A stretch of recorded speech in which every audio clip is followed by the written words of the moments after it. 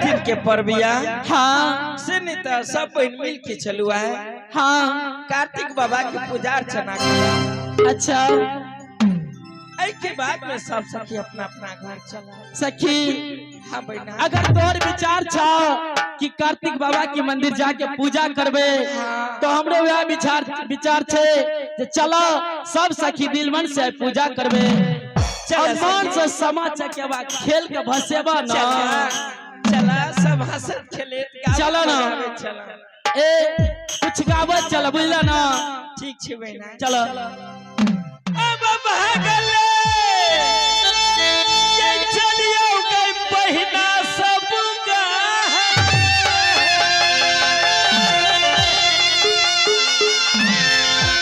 आई बाबा माना ये दिया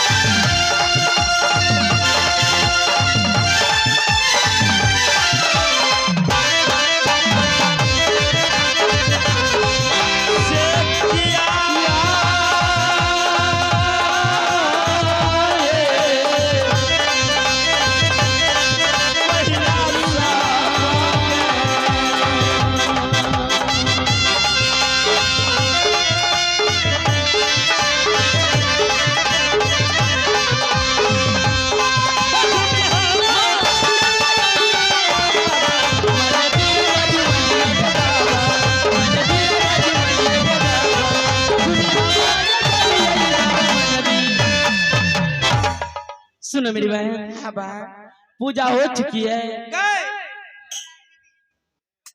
तो रागे भाई खौकी तू जे तखन सजे पछिए न घुरै छी बैना कि कानो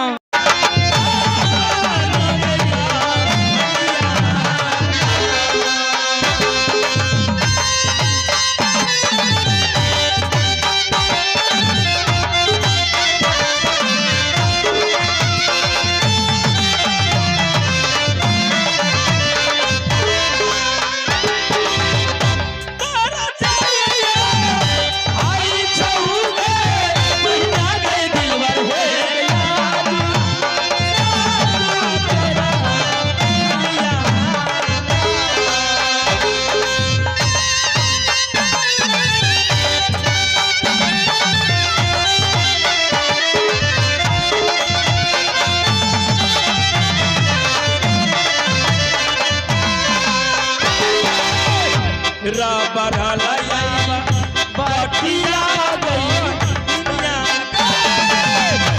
रा